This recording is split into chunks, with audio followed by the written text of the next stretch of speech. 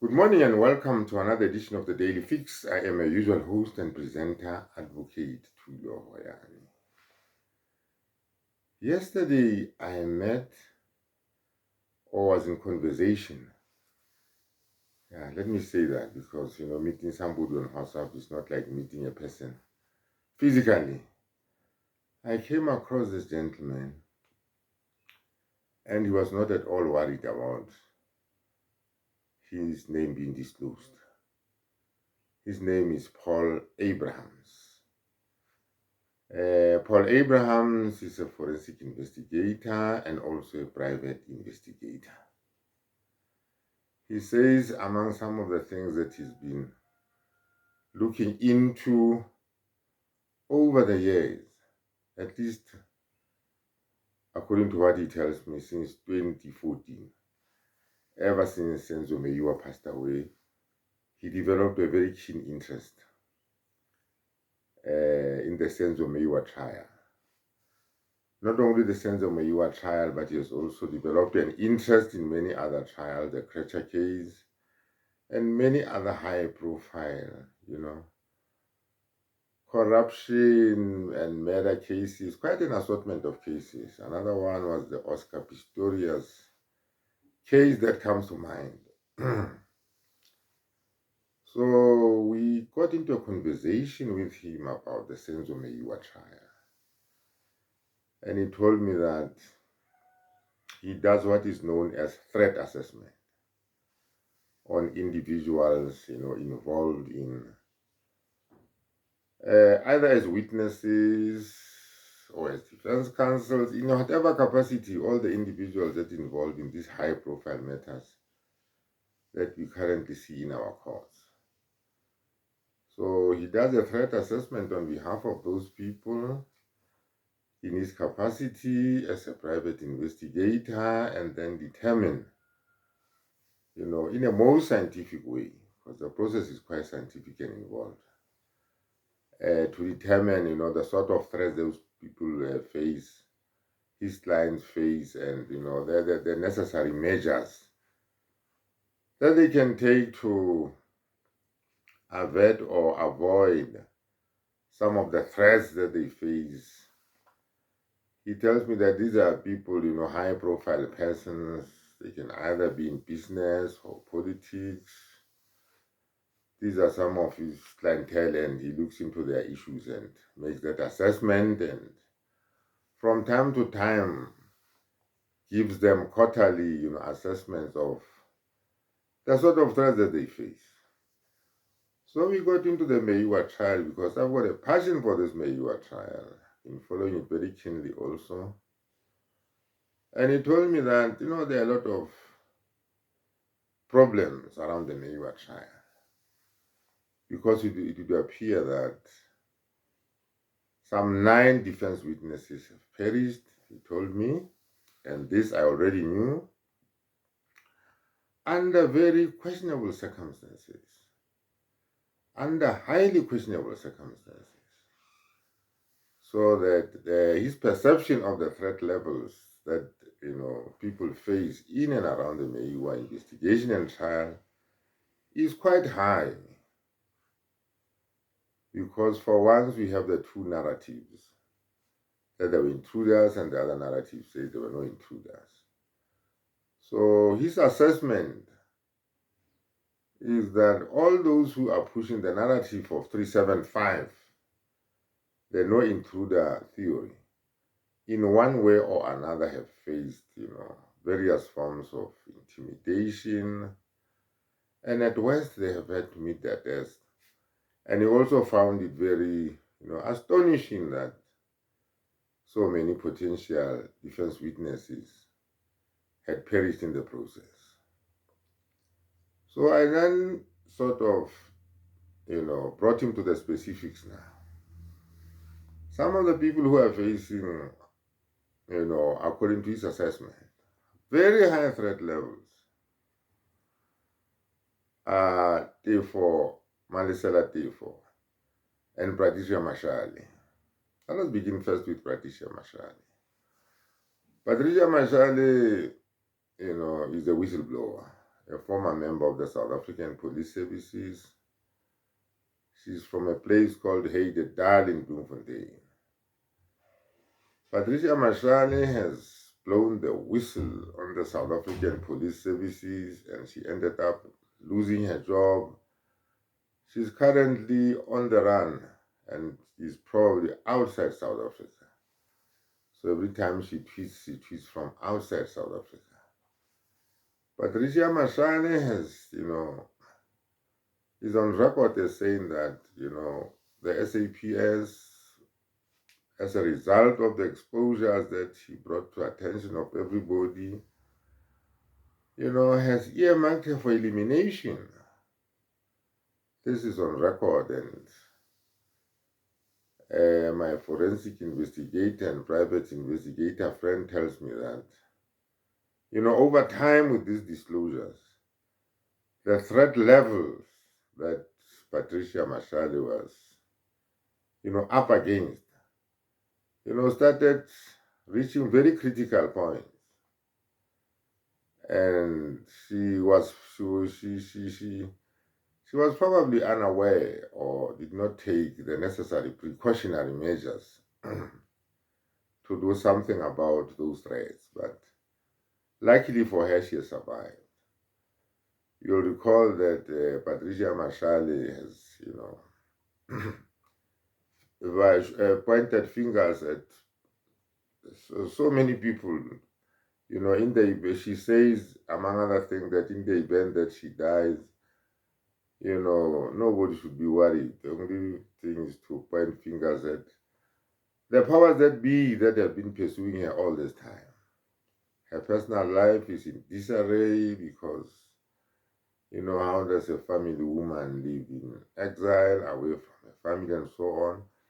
And there was also another time, the analyst tells me, when she was even arrested, together with her husband. I was also aware of this, so that the threat that she faced, not only impacted on her, but, there was that spillover effect even to the husband, as if one can be, guilty by marriage or guilty by association. But we all know what came out of that trial. They were both found not guilty, and Patricia Mashale and her husband then became free people. We have also seen in the Senzo Meyiwa trial how prominent figures like, General Ndlovu have simply perished together with their spouses. You also remember that shortly after General Ndlovu passed away, the wife, allegedly because she was poisoned or something, the wife also was mysteriously killed. So he pointed some of these indicators as the sort of things that will show that, the threat level is very high, and, the likelihood of anybody associated with this trial, being, targeted. And Patricia Mashale has been, very vocal about the Senzo Meyiwa trial. And a lot of what she said about it is simply, there's a cover-up here. The cover-up that I'm always talking about. There's a cover-up about what really transpired on that fateful day in the Khumalo house. The second person that we went into was Teffo, Mandisela Teffo. Teffo hardly needs an introduction to the viewers of the Daily Fix and South Africans in general. You see, Mandisela Teffo's only problem is that he knows too much. He knows too much about, the inner workings of the police. Teffo is a former policeman, the analyst tells me. And he is privy and very close to the workings of the police force. He has also got contacts within the police services who can, always tip him off about whatever is being planned against him, because In other words, if I've got a whole network of people within the police force, we can provide him with information, hands-on, first-hand information. And he has got he has made many enemies, because remember, Teffo has not only been about the Meyiwa trial.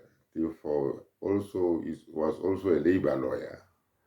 So he used to take up a lot of labor matters on behalf of dismissed police officers, unlawfully dismissed police officers, and in many instances he managed to have those people reinstated. And as a process, he made a lot of enemies within the top echelons of the South African police services. Now, come the Meyiwa trial, Teffo then places himself at center stage of it all. You know, the last person the analyst tells me that these people expected was to have somebody like Teffo, who's so privy to so many things, now having to play the role of an advocate. You see, him being a former policeman places him in an excellent position, you know. Now, coupled with the fact that he's an advocate and coming into this trial with so many controversies around it, the two dockers that we all know about. He then became a very dangerous person for those who were pushing the narrative that there had been intruders into that house, because he has first-hand information from fellow police officers who are still serving now. Some of them are retired, but many of them are serving, who have given him, you know, the actual story of what happened there on that fateful day. So he is perceived as, you know, a very dangerous person. I suppose this is why there's been this, you know, sort of an, you know, vendetta against him, one way or the other. So these two people, my investigator tells me I've got very high threat levels. We have very high threat levels, so that going forward, I think this complicates matters somewhat, because, you know, there are witnesses in this matter who have got to come forward on behalf of the defense to testify. Now, his fear is that the fear of the analyst, the forensic investigator and forensic analyst, his fear is that, you know, this will have a negative impact on the willingness of any potential witness to come forward to testify, because if the threat levels are so high, I mean, they are so high now that, you know, anybody can sort of see them. You know, a lot of people are going to be quite unwilling to come forward to testify in this trial. Or even if they are subpoenaed or forced to come and testify, they might not just, you know, do it in a satisfactory manner. They might not, you know, willing to disclose too much, so that, you know, getting to the bottom of what really happened on that fateful day then becomes quite difficult. But that is what he says. That is what his assessment is all about. You see, the one thing that I can credit him for is that he's not anonymous. People always complain about anonymous sources, that, you know, why are you always bringing us anonymous sources? Because anonymous sources are traceable and so on and so forth. So there you have it. The threat levels against Patricia Mashale and Teffo are very high, and this complicates matters going forward in the Meyiwa trial. That is all I have for you today. Having said that, let me thank you for watching this video and for watching the Daily Fix on a daily basis. Let me ask you for all the views and subscriptions that I'm seeing. And like I always say these days, please don't skip those ads and keep watching this channel. I love you all.